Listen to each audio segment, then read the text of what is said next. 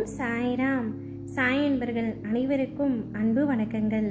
என் அன்பு குழந்தையே, எந்த விஷயம் உனக்கு வேண்டும் என்று நீண்ட நாட்களாக பிடிவாதமாக எதிர்பார்த்து காத்து கொண்டிருந்தாயோ அந்த விஷயம் நடக்கப் போகின்றது தங்கமே. நீ இப்பதிவை மகிழ்ச்சியாகவே கேட்கலாம். உன்னை நான் சரி செய்து வருகின்றேன் என்று உணர்ந்து சில விஷயங்களை நீ திருத்தி மாற்றிக்கொண்டு வருகின்றாய். நல்ல விஷயம்தான். ஆனால் ஒரு விஷயத்தில் மட்டும் உன்னால் மாற்ற முடியாமல் நீ திணறுகின்றாய். அது உன் அப்பா கண்களில் இருந்து எப்படி தப்ப முடியும்? அந்த ஒரு விஷயத்தை மட்டும் நீ எவ்வளவு பிடிவாதமாக இருந்தாய் என்பது எனக்கு நன்றாக தெரியும். உன்னை சுற்றி உள்ளவர்கள் உன்னை பலமுறை மனதை வேறு பாதையில் செல்ல முயற்சி செய்தாலும் உன் மனது எங்கும் திசை திரும்பவில்லை. நீ பிடிவாதமாக இருந்தாய். அந்த விஷயத்தை நான் அடைந்தே தீருவேன், அந்த விஷயம் எனக்கு கிடைத்தே தீர வேண்டும் என்று பிடிவாதமாக இருந்தாய். தங்கமே, உன்னுடைய இந்த பிடிவாத குணத்திற்கான பரிசை நான் சர்வ நிச்சயமாய் உனக்கு தருகின்றேன். அந்த விஷயம் உனக்கு நன்மையை விளைவிக்கும் என்பதனால் மட்டுமே நான் உனக்காக இதை செய்கின்றேன். கவலைப்படாமல் இரு. மற்றவர்கள் உன்னை எந்த வகையில் வசைபாடினாலும் அவர்களுக்கு நீ எந்த விதமான பதிலையும் கூறாதே. அவர்களுக்கு நீ பதில் கூறும் தருவாயில் இருந்தால் நீ தவறு செய்யாவிட்டாலும் என்னை மன்னித்து விடுங்கள் என்று கூறி அவர்களிடம் இருந்து நீ விலகி வந்துவிடும். ஏனப்பா, தவறு செய்யாமல் நான் மன்னிப்பு கேட்க வேண்டும் என்றுதானே நீ யோசிக்கின்றாய்? மன்னிப்பு என்பது தவறு செய்தால்தான் கேட்க வேண்டும் என்பதில்லை.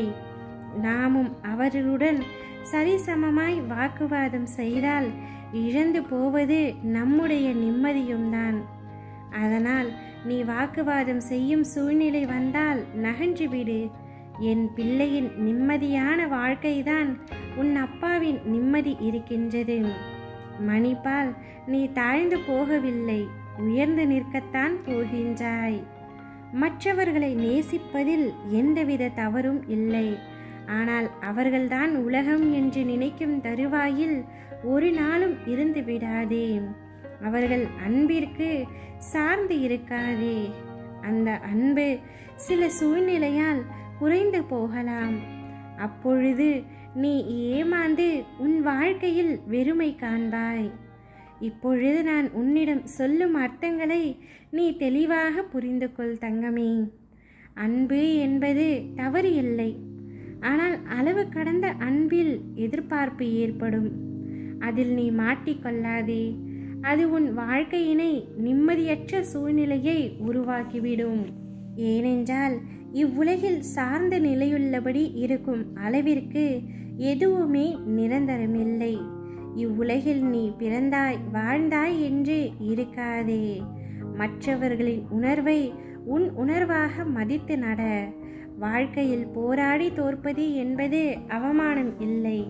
வெற்றியை விட உனக்கு கிடைத்த மிகப்பெரிய வாழ்க்கையின் பரிசு அனுபவம். அந்த அனுபவத்தில்தான் வாழ்க்கையை உன்னால் வாழ முடியும். அதன் பிறகுதான் உண்மையான வாழ்க்கைக்கு அர்த்தத்தை நீ உணர்வாய். சோம்பேறித்தனத்தை தூக்கி எறிந்து போராடு தங்கமே. போராடாமலேயே வாழ்க்கையை கடினம் என்று சொல்லாதே. பிறகு உனக்கு வாழ்க்கையின் ஒவ்வொரு நிமிடமும் கடினமாகத்தான் இருக்கும். இவ்வுலகில் நிரந்தரம் என இருவரை நினைத்துக்கொள். ஒன்று உனக்குள் இருக்கும் ஆத்மா, இன்னொன்று உன் சாயப்பா. யார் உன்னை விட்டு விலகி செல்லட்டும், ஆனால் நான் போக மாட்டேன். உன்னை விட்டு விலகி போக மாட்டேன். உனக்கான எல்லாவற்றையும் நல்லதாய் உன் வாழ்க்கைக்கு இருக்கும்படியான விஷயங்களை தான் நடைபெற நான் அனுமதிப்பேன். உன்னை விட்டு நான் விலகுவதும் இல்லை, உன்னை விலகி போகும்படி நான் செய்வதும் இல்லை. உன் உயிரான அன்பின் ஆத்மா, நீ என் குழந்தை. உன் அம்மாவாக அப்பாவாக நான் உனக்கு துணை நிற்பேன். எவ்வித கஷ்டங்கள் வந்தாலும் பொறுமையாக இரு. உன் வேலையை பார். கஷ்டங்களை தவிடு பொடியாக நான் ஆக்கிவிடுகின்றேன். இன்று உனக்கு மிகுந்த சந்தோஷமான நாள்தான். பிடிவாதமாக காத்திருந்த விஷயம் நடக்கப் போகின்றது. சந்தோஷத்தில் துள்ளி குதிக்கப் போகின்றாய். கண்ணீரோடு நீ எனக்கு நன்றி கூறப் போகின்றாய். ஓம் சாய்ராம்.